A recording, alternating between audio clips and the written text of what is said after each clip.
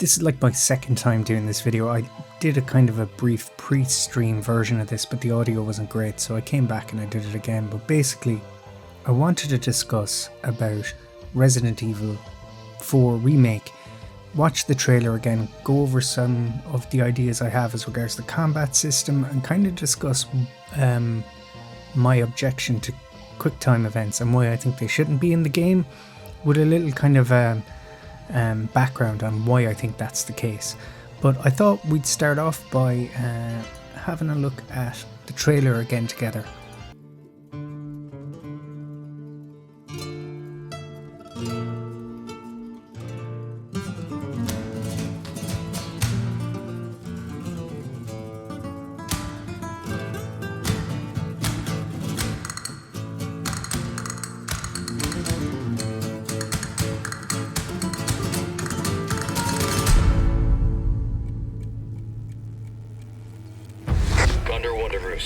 I've located Baby Eagle.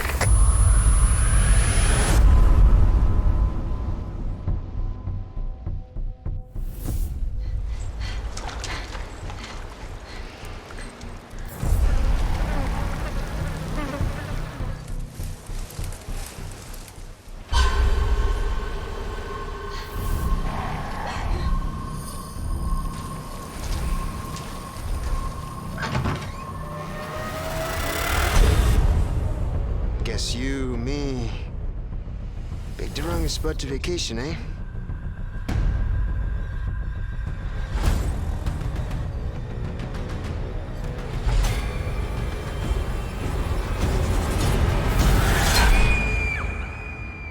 You will receive our most sacred body. It begins now.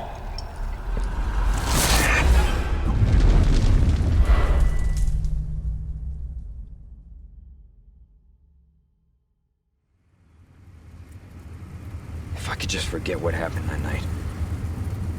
The pain. Even for a second. This time, it can be different. It has to.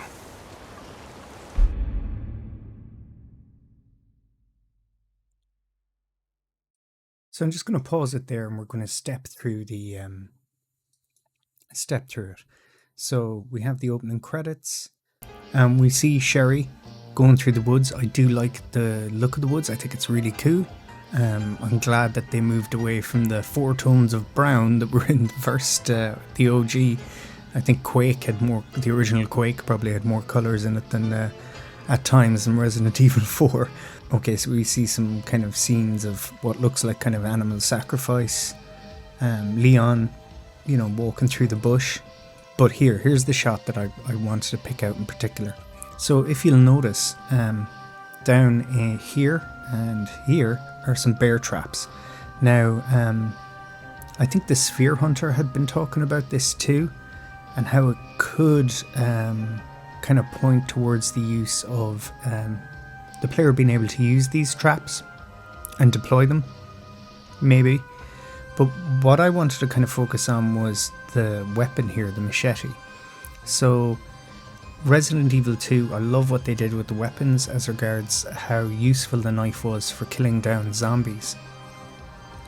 Also in the original RE4, I'm not quite sure, but I always felt like Krauser's knife was more powerful than the starting knife. And I see a kind of a gap, a place to deploy a good mechanic where you could perhaps have like 3 different types of melee weapon. Again, similar to RE2 Remake, where they degrade over time and get damaged, potentially allowing the player, maybe hopefully in RE4 Remake, to either upgrade them or repair them.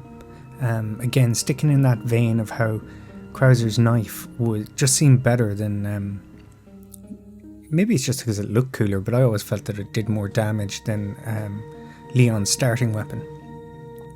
So stepping through again, and these are all kind of modern gameplay mechanics that wouldn't need the use of QuickTime events, unless if you consider the kind of glory kills from Doom Eternal, where they don't get in the way and they actually serve a purpose to the gameplay, either combo effect or you actually gain health or armor in the case of Doom Eternal or Doom 2016, but something similar to that, but you wouldn't have to go that far, just as long as they're not quick time events. There's no real reason, is what I'm trying to allude to use quick time events in 2022. But I just overall think that there's so many good options for combat out there and mechanics, potential mechanics, that you don't really need quick time events. They're kind of not needed, but we'll come back to that. Here we see the village, and again, I do love the way that there's just more saturated colours, a fuller palette. That was one thing that kind of was very of the era when it came to RE4, so it's good to see them kind of choosing that as a point of departure and going with a fuller palette here. Whether our police buddy is burning there on this pyre, we don't know yet. Something that hasn't been mentioned, but maybe it might be interesting, like will anything in the environment, like these things here, the chains with the kind of cultist logo or kind of emblem on them, will they serve a purpose in game? I don't know. Yeah, it's all very cool, and it looks like they're going to flesh out the story a bit more, give it the full treatment. Yeah, it all looks very awesome. You can see that it's a lot brighter here. It's obviously in the daytime.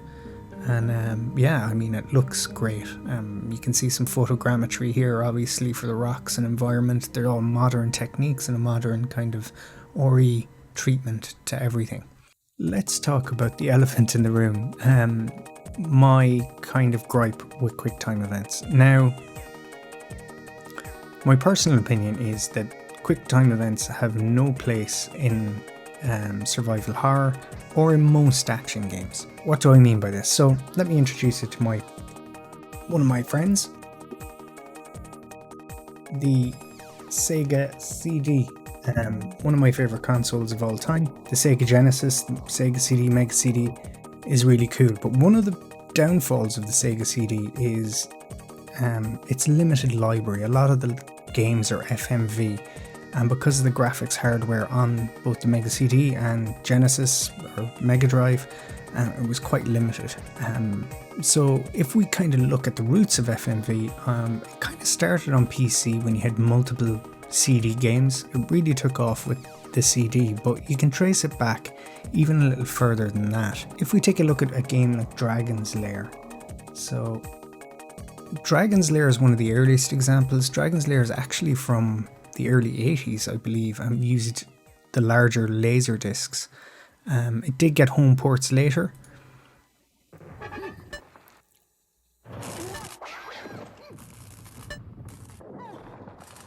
But as you can see, I'll try and capture it. You've got these cardinal directions and again, QuickTime events, so the player inputs the correct input for that and proceeds through the storyline. So if you think about consoles at the time, or why kind of movies were better, because game graphics were quite low fidelity. You're dealing with 16, arguably at times 32-bit, but quite low. So having the ability to do video playback at a higher fidelity and just use these QuickTime events was a very attractive mechanic to deploy at the time. So if we move back and we have a look at something like Road Avenger. So Road Avenger is the same idea. We have the cardinal directions, but we also have like turbo, braking, stuff like that. And again, you know, if we look at something even more kind of the era again, is Time Gal. You know, if we can find a copy of this, you know, you're basically licensed to print money. But again, it's the same idea. You can see the action input and the player responds. This is born basically of the limitations of the platform. So you're dealing with full motion video. They wanted to get that kind of action, anime kind of style gameplay, but with the limitations of the tech at the day. You know, just the FMV style gameplay with quick time events fell out of favour. Hardware that was dedicated to it, like the Philips CDI, were just basically financially not viable, so it kind of ceased to be a thing. And then something strange happened, again in my opinion, around the PlayStation 1 era. You got games like Metal Gear Solid, and Metal Gear Solid reintroduced that cinematic kind of experience into video games. Hugely successful. Didn't really use QuickTime events at all itself, but it reignited that interest in bringing cinematic action adventure style cinematography back into video games. And I think that led to a kind of a resurgence or a re-emergence of the QuickTime event. It had never really gone away, but it kind of came back. And that's kind of why we see it in Resident Evil 4, the original. Again, I don't think it's a great idea. It belongs to a different technology in a different era, that mechanic. Don't get me wrong, it still has its place. So if we take something like Azura's Wrath, like that's a great example of where QTEs are still very viable. Okay, Azura's Wrath isn't the newest game, but it's still, you know, very viable for that crazy Dragon Ball Z style anime action genre. So in this case, I think it works. I think there's so many modern examples of good combat systems and good action orientated mechanics that we don't need QuickTime events anymore. In fact, they're like a net negative on a game. If a QuickTime event requires, especially one that's randomized, requires user input on kind of reaction time, that's not a good thing. It's just going to make players frustrated. There's no skill in it. You're just waiting and responding. Now, you could say that reaction time and kind of tuning one's reaction time is a skill in itself, but it's just a frustration for most players. I basically think they have no place in most modern action games, and definitely not in survival horrors. There's so many other better ways to do it other than that. So when it comes to the knife fight with Krauser, I don't think there's any need for them.